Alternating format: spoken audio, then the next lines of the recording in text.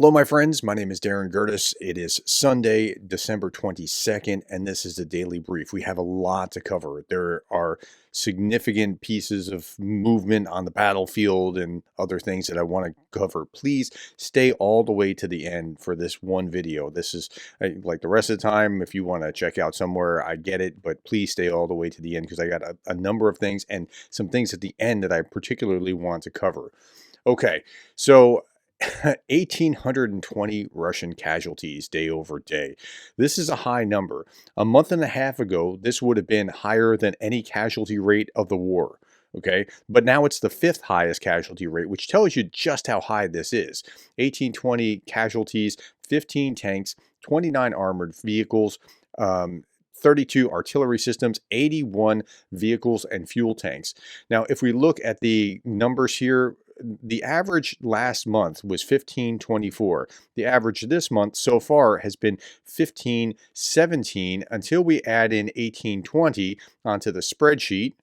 And if we click 1820 here at auto changes this to 1530. The average high, so for December, the average Russian casualties in December is now higher than in November, which was the highest month of the war as of today. Okay, so that's the fifth highest of the war so far. And again, a month and a half ago, this would have been higher than any other figure that we had seen so far. Andrew Perpetua's list is showing about a 1.5 to 1 ratio of losses Russian to Ukrainian. Last night, Ukraine's Air Force reported that Shahid drone attack overnight. 103 launched, 52 shot down by regular air defense, 44 suppressed by electronic warfare. Suppressed is like shot down, except it's a little more erratic. It's more likely to it could still hit something. It's suppressed. It might not hit where it's trying to hit, but it still could cause some damage. Okay, Russian long-range strikes cost 42% of Ukraine's civilian deaths in November, according to a UN report.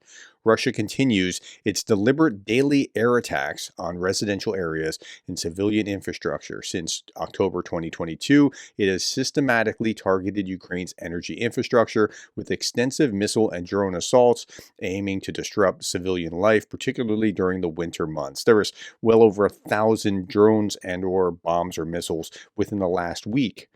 These large-scale attacks raise grave concerns for the welfare of civilians who are facing winter hardship and misery. The same office notes that 42% of casualties in Ukraine in November resulted from use of long-range weapons launched by the Russian Federation, a significant increase from previous months. But weren't the Russians just complaining about long-range weapons being used against Russia? Isn't it ironic that that doesn't seem to matter to them? Okay, let's keep going. Russia drone attack hits a high-rise in Brovary near Kyiv overnight. Fire was quickly contained and residents were evacuated. And the Ukrainians were hitting back, but they're not hitting civilian targets here, or at least not intentionally hitting civilian targets. An oil depot in Russia's Orel region was attacked by UAVs. If we look at this in a different view of this, yeah, it's not supposed to be glowing in the night. Overnight, Ukrainian drones attacked an oil depot in Orel, Russia. Drones could be heard flying, and explosions were reported right after.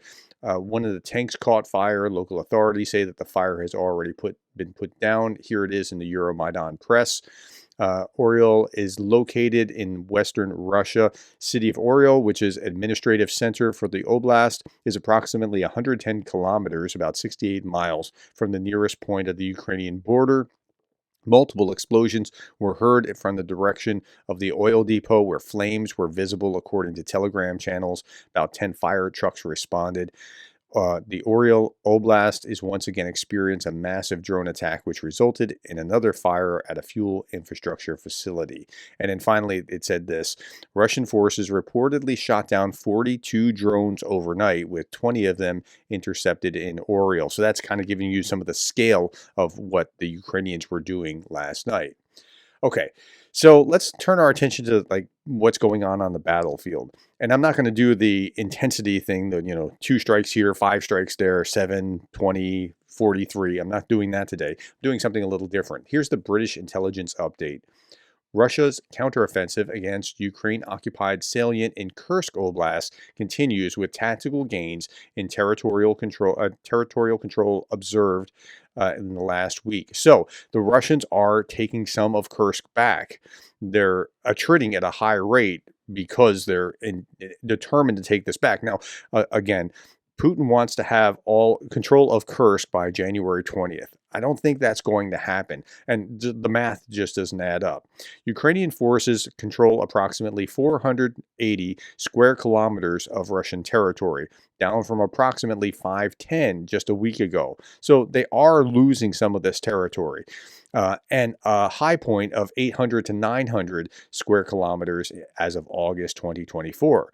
The Russians have had to put a lot of resources behind trying to take Kursk. But 480 down from 510, that's a loss of what, 30 square kilometers. So if you did the same week over week for the next 4 weeks, that's still, you're still only down another 120. And that's not going to get to where you're going by January 20th when Trump is inaugurated. So the recent loss of territory is likely due to Russian counterattacks being led by naval infantry, airborne forces, and troops from the DPRK, that is the Democratic People's Republic of Korea. Okay, so that's what's happening there. But let's turn our attention elsewhere. And before we do that, Andrew Perpetua had this really insightful thought. Now remember, Perpetua is the guy that does the listing of how many vehicles are destroyed. He sees a lot of video footage. Anything that he says about how things are going on the battlefield, I'm like, okay, he's right. Even if I disagree with it, just because he's become the expert on this kind of thing. Okay, so what he's observed is this. Ukraine started using more dive bombers recently. He's talking about drones as dive bombing drones. And I see people getting a little confused. Like you think Russians are committing suicide or shooting each other. It's not an FPV drone with an impact fuse or whatever. It drops the bomb and keeps flying. You see how confused watchers of the video get.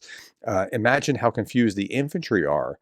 The infantry think that they are kamikaze drones too. Like they're coming in just to blow up at them.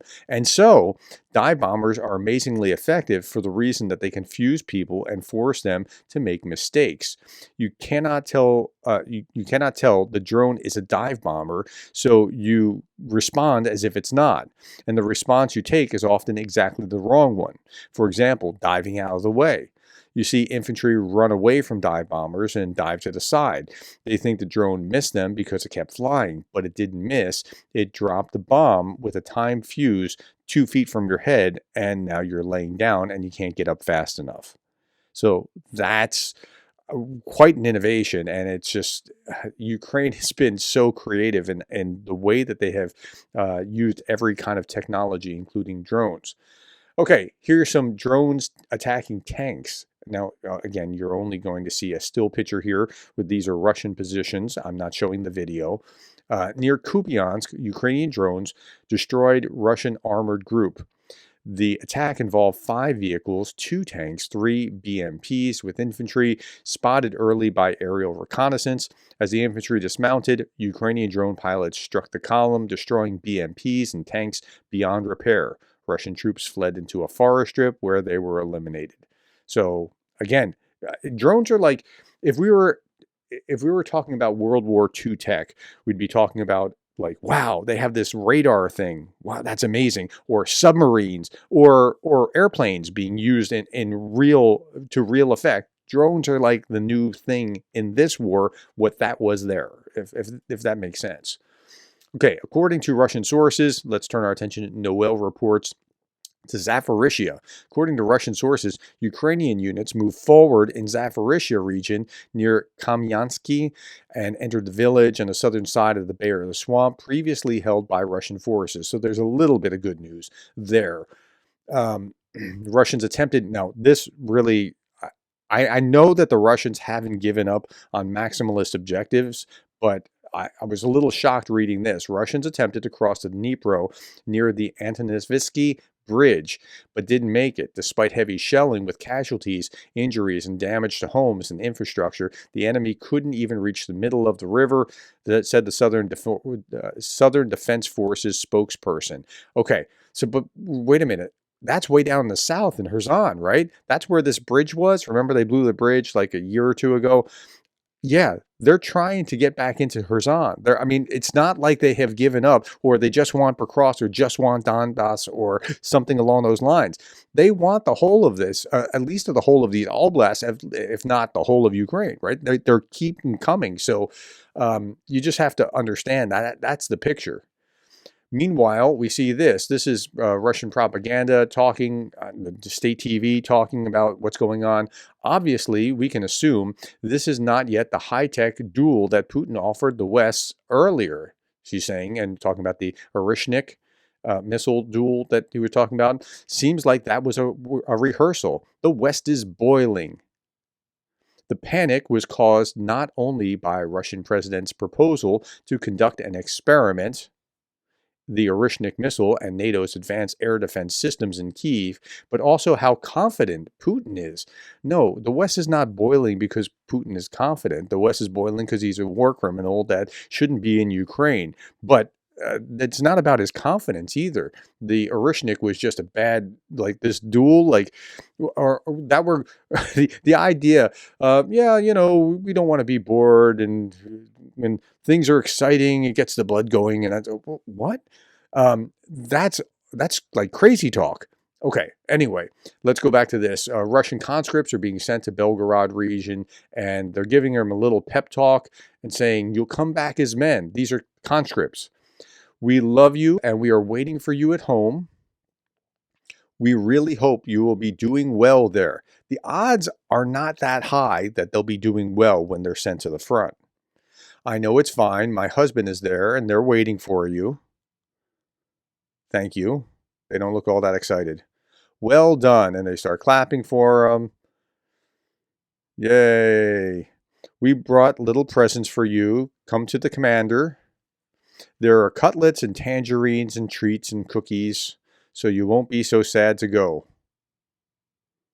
We love you. You'll come back as men. Okay, so the odds that if they get to the front line that they do come back are very slim. But meanwhile, Putin is expanding his youth militarization program for long-term war in Ukraine. This is by the Euromaidan Press, by the way. The Kremlin's new youth militarization program or directives include establishing an online platform for military patriotic education and expanding year-round training camps for underage minors to be kind of conditioned to this before they get to becoming conscripts. Okay. Same time, Poland has delivered 8 Mi-8 helicopters, 1 Bell 412 HP to Ukraine. So like every bit helps, right? And that's what I want to talk about next. Help is on the way. I put this video out last night, 6 o'clock p.m.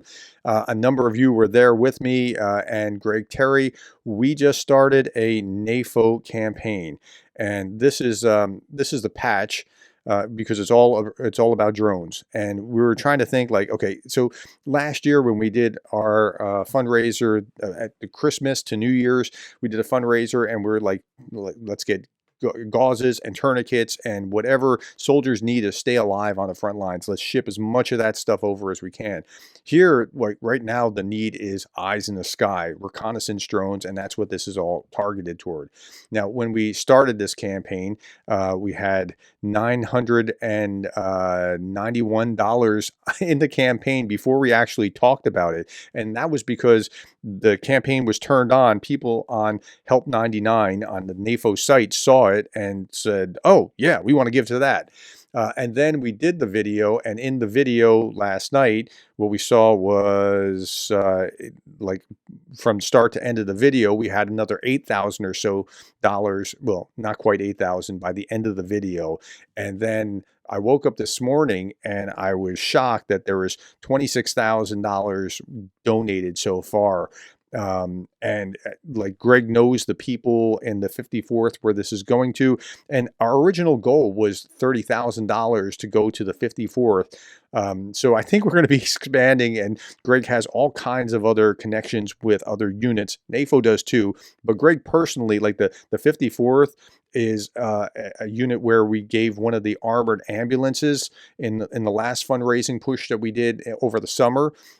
So one of the armored ambulances is with the 54th. This is where this first batch of drones are going. If you care about this particular cause and you want to donate, this is live. If we exceed the goal, we'll find other units that need reconnaissance drones that can keep soldiers alive. That's what we'll be doing. One last thing that I want to point out yesterday, this just went up. I was on with Anna from Ukraine, and we were talking about Russian propaganda and how to understand why they're saying what they're saying and that sort of thing. So I'll link this video here right now. You can see it here. And thank you for your time. Thank you for the likes, the shares, the subscribes, donations, those kind of things. Thank you for being the kind of person that cares about Ukraine.